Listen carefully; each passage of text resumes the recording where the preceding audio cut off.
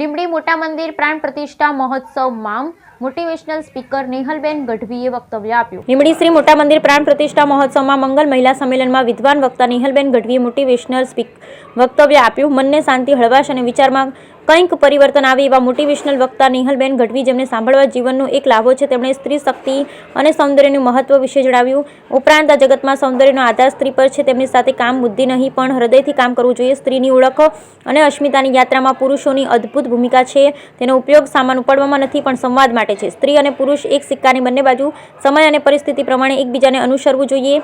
જે સ્ત્રી તમારા ચોખા ન બગાડવા દે એ તમારી જિંદગી બગાડવા દે। ત્યારબાદ તેમણે પોતાના વક્તવ્યમાં જણાવ્યું હતું કે વિશ્વ વંદનીય પૂજ્ય મોરારી બાપુ વ્યાસપીઠ પરથી રામકથા કહેતા કે તોસડી જીભ કરતો તૂતળી જીભ સારી રીતે, ઉપરાંત સત્ય, પ્રેમ, કરુણા સિવાય જગતમાં કોઈ ઉદ્ધાર નથી તેમ જણાવી સ્ત્રીએ ક્યારેય પુરુષ સમોવડી થવાનો પ્રયત્ન કરવો જોઈએ।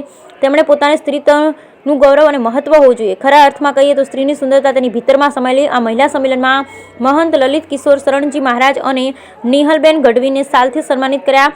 નેહલબેન ગઢવીના પ્રેરણાદાયી વક્તવ્યથી સૌ કોઈ મંત્રમુગ્ધ થયા। તેમજ લીંબડી માજી તાલુકા પ્રમુખ કૃષ્ણસિંહ, નગરપાલિકા પ્રમુખ રઘુભાઈ પટેલ, બાબુભાઈ મિલન જીનવાળા, માજી પ્રમુખ નગરપાલિકા બેલાબેન વ્યાસ, મુકેશભાઈ શેઠ સહિત મોટી સંખ્યામાં મહિલાઓ ઉપસ્થિત રહી। Bureau report Vallabhbhai Rathod.